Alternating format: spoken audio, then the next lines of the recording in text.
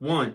What's up, everybody? It's your boy Sports PSP in the building. Hope you all enjoying the rest of your evening. Want to talk about some NFL news regarding the Tampa Bay Buccaneers. It's been reported by the Tampa Bay Times and confirmed to ESPN. Byron Leftwitch, the offensive coordinator, has been fired. The Tampa Bay Buccaneers finished first place in the NFC South Division at 8-9 this season.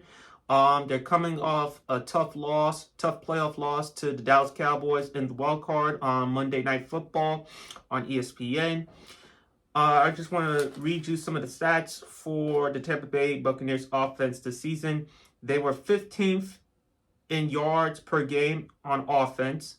On offense, they were 25th in points per game. They also had the worst rushing attack in the NFL. They're dead last in rushing offense this season, and they averaged 76.9 rushing yards. Overall, the Tampa Bay Buccaneers offense has struggled. You look at Tom Brady, and I've said it before with Tom Brady, I think it's best for him to retire. Because I feel like there is a drop-off, there is a decline in his game. Look, there have been a lot of issues with Tom Brady this season. Prior to the season, him and Giselle, obviously that led to their divorce. Just looking at Tom, just looking at his body, he does look a lot thinner compared to what he previously looked. Now, some people will look at just the numbers and just the numbers alone. Tom Brady, what do you see much of a drop-off? He had 25 touchdown passes this season to only 9 interceptions.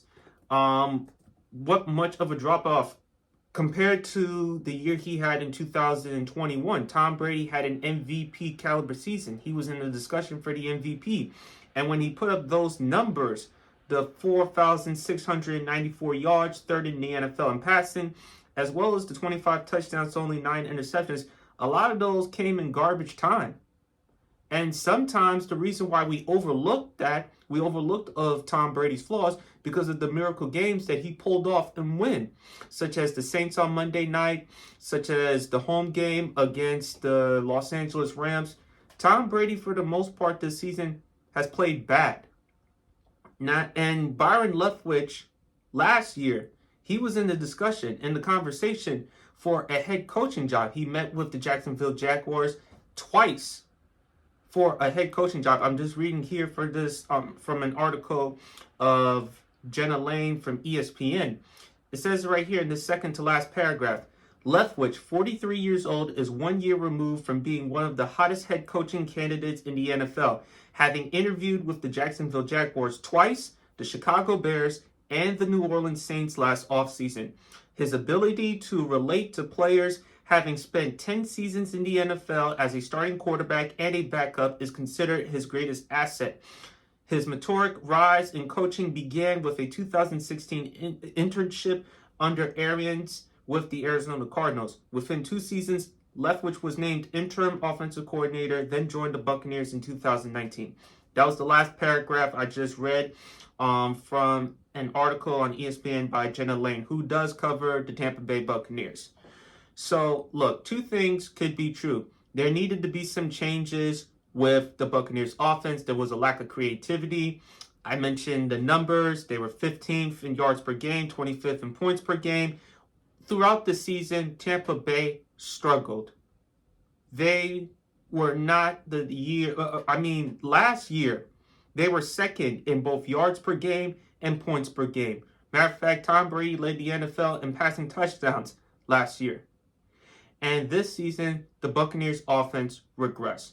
So they had to make some changes at OC.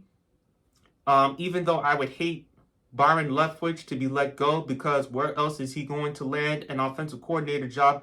And I don't see him at any point in his career getting a head coaching job unless he has a complete turnaround. And of course, it's a lot difficult for him because, again, he is a black man and not too many black coaches are in the NFL.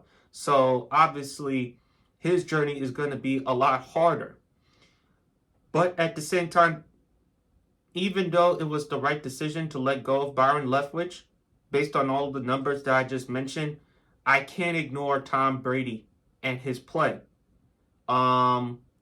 I think Tom Brady should retire, like I said, because I think it's time for him to move on to a new chapter in life.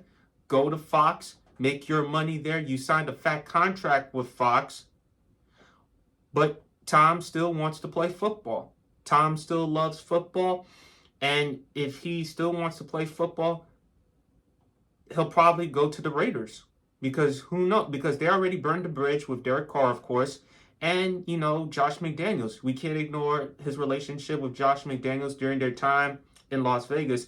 But in order for Tom Brady to work, you got to surround him with an offensive line. Even though it's great that you have Devontae Adams, of course, throwing the football, as well as Hunter Renfrow, I don't know what you're going to do with Waller, whether you're going to trade him or you're going to convince him to stay. I think you should convince him to stay if you get Brady. But you got to do something with that offensive line.